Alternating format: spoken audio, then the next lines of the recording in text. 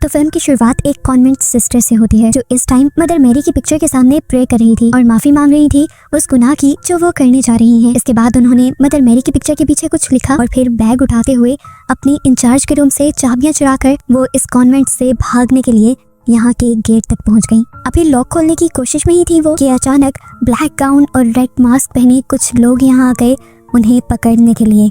उनको देखकर घबराते हुए वो बिना गेट खोले गेट के सुराखों से बाहर निकलने की कोशिश करती हैं, पर पीछे से मास्क पहने लोगों में से एक आदमी उनकी टांग को पकड़कर गेट में फंसाते हुए ही तोड़ देता है। दर्द की शिद्दत इतनी थी कि वो बेहोश हो गई। उन्हें जब होश आया तो वो कॉफिन में थी। उनके जुर्म की इतनी बड़ी सजा उन्हें मिलेगी ये उन्होंने नहीं सोचा था। वो कॉफिन से निकलने की कोशिश करती रही, रोई चिल्लाई, किसी ने उनकी बात नहीं सुनी और आखिर इसी कॉफिन में दम घुटकर मारी गई।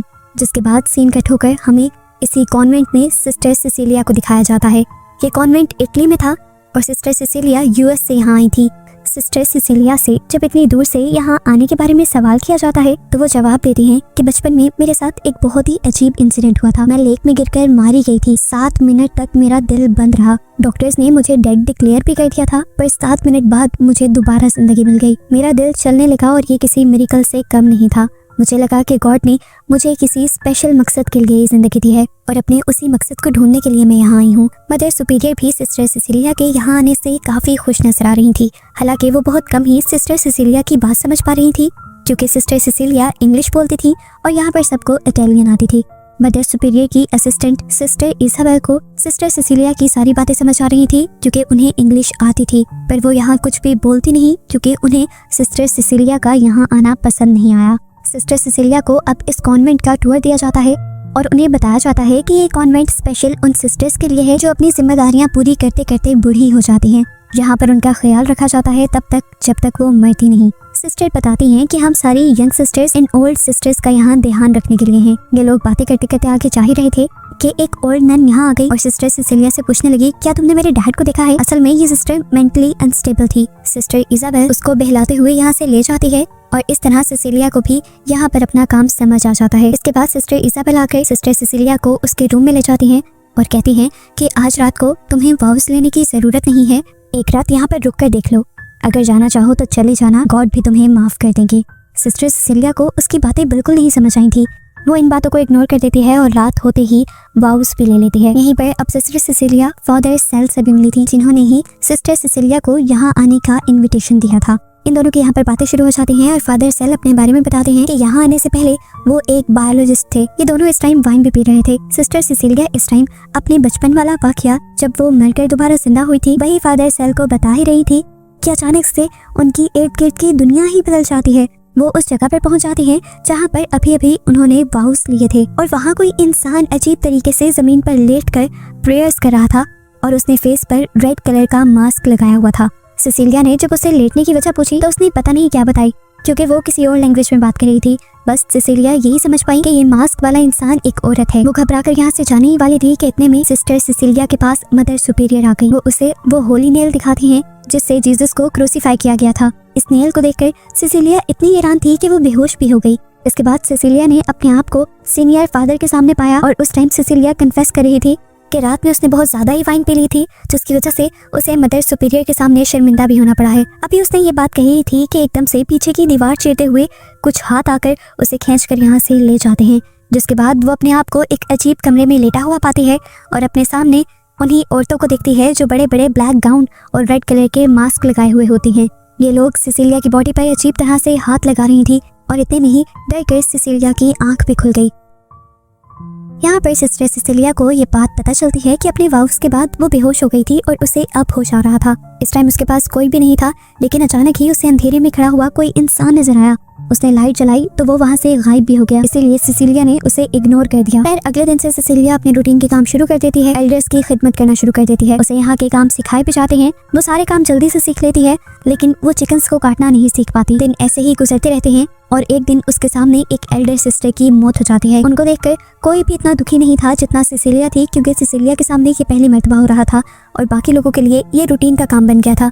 सिसिलिया भी अपने आप को नॉर्मल करने की कोशिश करती है और इस दौरान कई मर्तबा उसका सामना सिस्टर इजाबेल से होता है, जो उसे बस नफरत से ही देखती है और इस चीज का मतलब सिस्टर सिसिलिया को बिल्कुल समझ नहीं आता। सिसिलिया रात में अपने कमरे में सो ही रही होती है कि उसके पास एल्डर सिस्टर आ जाती है, जो एकदम से उसके बाल पकड़कर काट लेती है। इस सब की वजह से सिसिलिया जब जागती है तो एल्डर सिस्टर से कहती है कि हम सब तुमसे बहुत प्यार करते हैं। सिसिलिया को लगा कि जरूर उस एल्डर सिस्टर की तबीयत खराब होगी, इसीलिए वो एल्डर सिस्टर को जाकर उसके बेड पर लिटा देती है और नोटिस करती है एक बहुत ही अजीब चीज कि उसके दोनों पाँव पर क्रूसीफिक्स के निशान थे। ऐसे निशान जैसे किसी ने क्रूसीफिक्स को गर्म कर उनके पाँव पर लगाया हो। रूटीन के काम ऐसे ही चलते रहते हैं और एक दिन सिसिलिया की तबीयत बिगड़ जाती है, उसे वॉमिटिंग होने लग जाती है और फौरन ही डॉक्टर को बुलाया जाता है। उसके बहुत सारे टेस्ट भी किए जाते हैं, हालांकि ये तो नॉर्मल डायरिया था, उसके बावजूद भी उसका यूरिन टेस्ट भी हुआ था और ये चीज सिस्टर सिसिलिया को काफी अजीब लगी थी। यही सब बातें सोचते हुए सिस्टर सिसिलिया अपनी खिड़की के बाहर उसी मास्क पहनी औरत को नोटिस कर रही थी, जो हमेशा उसके कमरे के बाहर ही घूमती रहती थी, जैसे वो उसी को गार्ड करने के लिए हो। अभी वो यही सब सोच रही थी कि एकदम से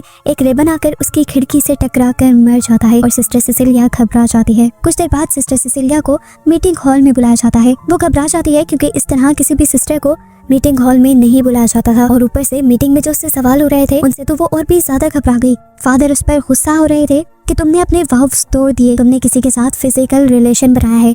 सिसिलिया रोते हुए कसम उठा लेती है कि उसने किसी के साथ भी फिजिकल रिलेशन नहीं बनाया। फादर कहते हैं ठीक है, तुमने यहाँ पर नहीं बनाया होगा, लेकिन फिर तुमने हमारे साथ झूठ तो बोला ना कि तुम वर्जिन हो, क्या पता तुम बाहर से ही किसी के साथ फिजिकल रिलेशन बनाकर आई हो। सिसिलिया कसम उठाती है कि मैं हमेशा से वर्जिन थी। यहाँ पर सिसिलिया का साथ डॉक्टर भी देते हैं और बताते हैं कि जब वो यहाँ पर आई थी मैंने खुद उसका टेस्ट किया था, वो वर्जिन थी। इस टाइम उसने नोटिस किया था कि मदर सुपीरियर के हाथ में एक फाइल थी जिसके ऊपर उसी की फोटो थी। सारे सवाल जवाब खत्म होने के बाद वो इस फाइल को ड्रॉर में रख देती हैं और इतने इंटेंस सवालों के बावजूद भी सिसिलिया नोटिस करती है कि सब लोग अजीबोगरीब तरह से खुश हो गए थे। सिसिलिया पूछती है आखिर हुआ क्या है। सिसिलिया को कुछ बताया नहीं जाता, बल्कि उसका अल्ट्रासाउंड करके उसे दिखाया जाता है कि वो इस टाइम प्रेग्नेंट है, बिल्कुल मदर मैरी की तरह, बगैर किसी के साथ फिजिकल रिलेशन बनाए। सब लोगों का मानना था कि सिसिलिया अब एक होली चाइल्ड को जन्म देने वाली है। सिस्टर सिसिलिया बहुत ज्यादा कंफ्यूज हो जाती हैं और फादर सेल से पूछती हैं कि आखिर मैं ही क्यों। फादर सेल कहते हैं शायद इसीलिए कि तुम्हें गॉड ने चुना है, तुम खुद ही तो कहती हो कि गॉड ने तुम्हें बचा लिया था, क्या पता गॉड का बड़ा मकसद यही हो। उनकी बातों ने सिसिलिया को चुप तो करवा दिया था, लेकिन सिसिलिया को तसल्ली नहीं हुई थी। खैर सिसिलिया को अब इस कॉन्वेंट में किसी मलका जैसा रुतबा दे दिया जाता है। नन्स के कपड़े उतारकर उसे बहुत ही खूबसूरत गाउन्स पहनाए जाते हैं और बाकी सारी नन्स उसके सामने खड़ी होकर प्रे करती हैं। सिसिलिया ने नोटिस किया था कि सब प्रे कर रही थी सिवाय दो सिस्टर्स के, सिस्टर ग्वेन के और सिस्टर इजाबेल के। सिस्टर ग्वेन का तो उसे पता था कि उसे गॉड में बिल्कुल बिलीव नहीं है, वो सिर्फ अपने हालात को ठीक करने के लिए इस चर्च में आई है। जबकि इजाबेल उससे क्यों नाराज थी, ये बात उसे काफी कंफ्यूज कर रही थी। खैर वक्त गुजरता है और ऐसे ही तकरीबन 6 माह गुजर जाते हैं। 6 माह गुजरने के बावजूद भी सिसिलिया की तबीयत में कोई भी सुधार नहीं आता। वो मसले जो आमतौर पर प्रेगनेंसी के स्टार्ट में लड़कियों को आते हैं वो अभी तक सिसिलिया को आ रहे थे। यहाँ तक कि उल्टी करते हुए आज तो उसका दांत भी टूट जाता है और ये उसे नॉर्मल नहीं लगता। खैर अपनी तबीयत बेहतर करने के बाद सिसिलिया ब्रेकफास्ट करने के लिए जाती है तो देखते हैं कि सारी नन्स उसके रिस्पेक्ट में खड़ी हो जाती हैं, हमेशा की तरह सिवाय 2 नन्स के। नाश्ते के टेबल पर हमें देखने को मिलता है कि सिस्टर इजाबेल तो गुस्से और जलन वाली नजरों से सिस्टर सिसिलिया को देख रही थी और अपनी इस जलन को खत्म करने के लिए वो सिसिलिया को ही खत्म करने का प्लान करती है। और जिस टाइम सिसिलिया नहा रही होती है वो उसे बाथ टब में ही डुबाने की कोशिश करती है, पर ठीक वक्त पर दूसरे लोग आकर सिस्टर सिसिलिया को बचा लेते हैं। बाकी सिस्टर्स जब सिस्टर इजाबेल को खींचते हुए यहाँ से लेकर जा रही थी, उसी टाइम सिस्टर इजाबेल बाहर सिस्टर सिसिलिया से कह रही थी तुम्हारी जगह इस टाइम मुझे होना चाहिए था, उन लोगों को मेरे साथ दोबारा कोशिश करनी चाहिए थी। किन कोशिशों की बात कर रही थी वो? सिसिलिया कंफ्यूज हो जाती है। खैर आज कॉन्वेंट के अंदर डॉक्टर भी आते हैं सिस्टर सिसिलिया का चेकअप करने के लिए।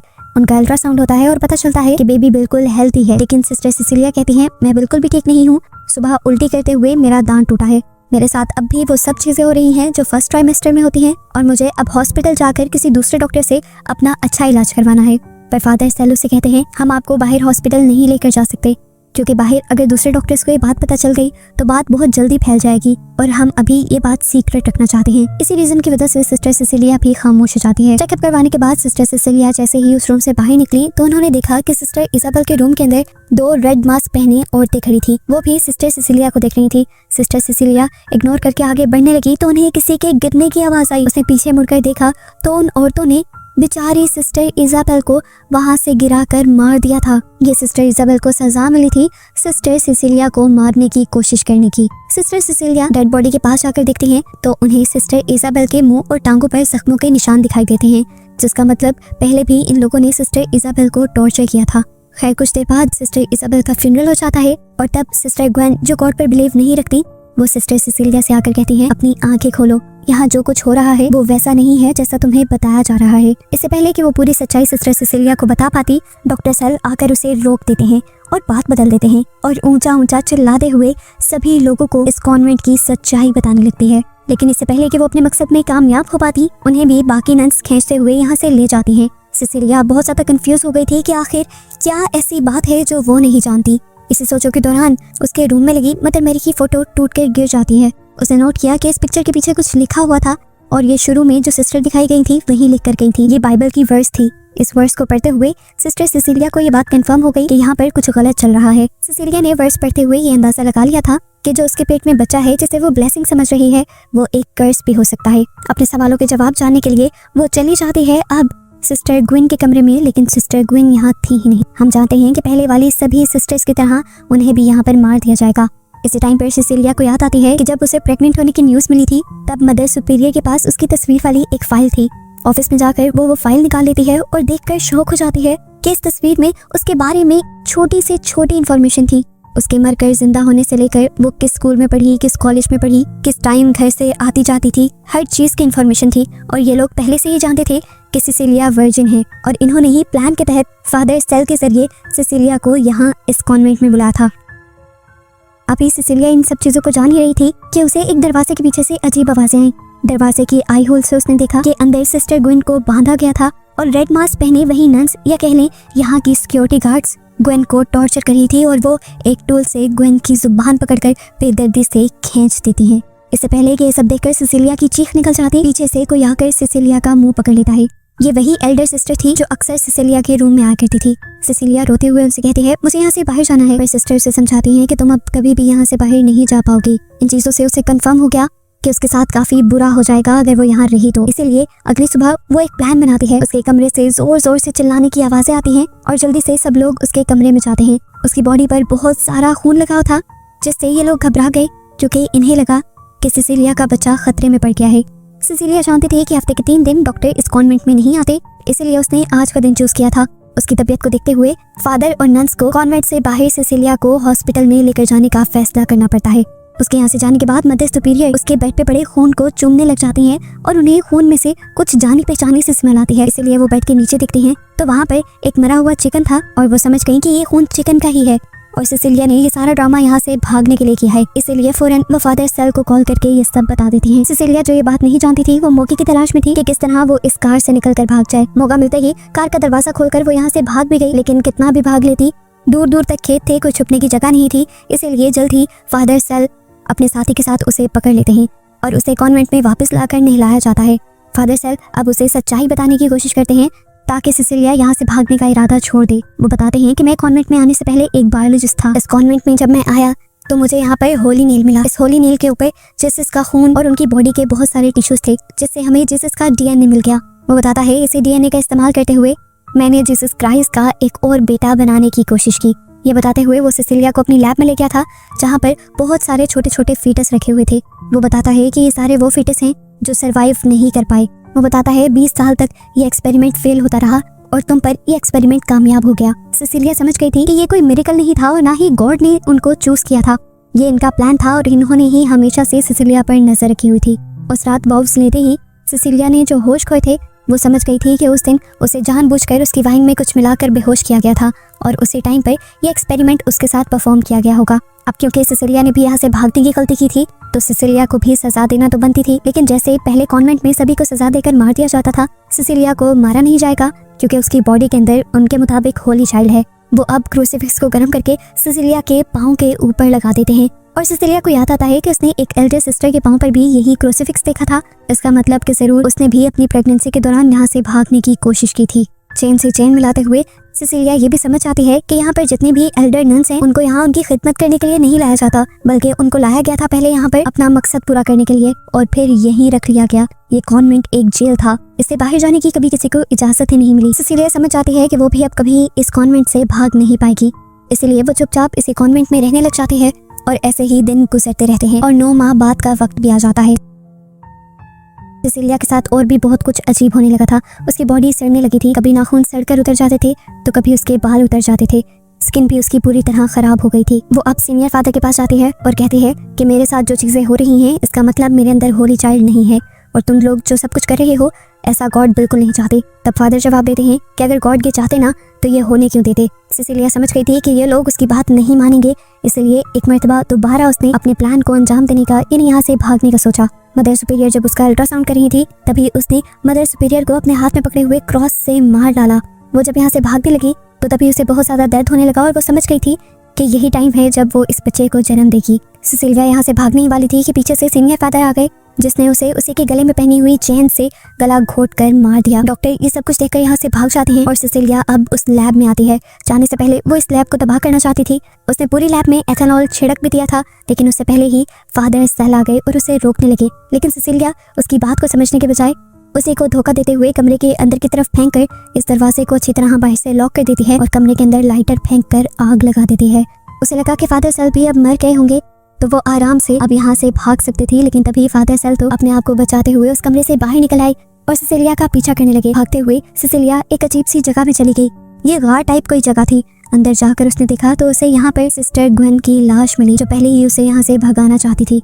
सिसिलिया उसे देखकर टूट गई, लेकिन इस टाइम दुख करने का वक्त नहीं था, उसे बस यहाँ से भागना था। सामने एक विंडो थी जहाँ से वो भागने की कोशिश कर ही रही थी, पर पीछे से फादर सेल आ गए। फादर सेल उसे खींचकर नीचे लिटा देता है और अपने हाथ में पकड़े हुए चाकू से उसका पेट काटते हुए उसका ऑपरेशन करने लगता है ताकि वो होली चाइल्ड को हासिल कर सके। पर सिसिलिया उसे अपने इरादे में कामयाब होने नहीं देती और अपने हाथ में पकड़ा हुआ होली नेल उसके गले में स्टैब करते हुए उसकी जान ले लेती है और फिर फाइनली इस कॉन्वेंट से बाहर आ जाती है। उसकी हालत अब खुद भी बहुत ज्यादा खराब हो चुकी थी। बेड में तड़पते हुए उसने एक बच्चे को जन्म दिया। अपने दांतों से ही उसने अपनी एम्ब्रिकल कॉर्ड काटी थी और अब वक्त था अपने बच्चे को देखने का। उसका बच्चा भयानक दिख रहा था और आवाजें भी किसी डीमन जैसी निकाल रहा था। वो समझ गई थी कि ये बच्चा ब्लेसिंग नहीं है बल्कि एक कर्स है। बाइबल की उस वर्स के मुताबिक ये बच्चा अगर जिंदा रहता तो एंटी क्राइस्ट बन जाता और दुनिया में तबाही लेकर आता। इसीलिए सिसिलिया ने अपनी ममता को अंदर दबाया और एक बड़ा सा पत्थर उठाते हुए इस बच्चे को क्रश करके मार दिया। ऐसे उसने दुनिया में एक एंटी क्राइस्ट को आने से बचा लिया था और गॉड का स्पेशल मकसद भी पूरा कर दिया था। वो रोती हुई अब यहाँ से भाग जाती है और ऐसे ही ये कहानी यहाँ खत्म हो जाती है।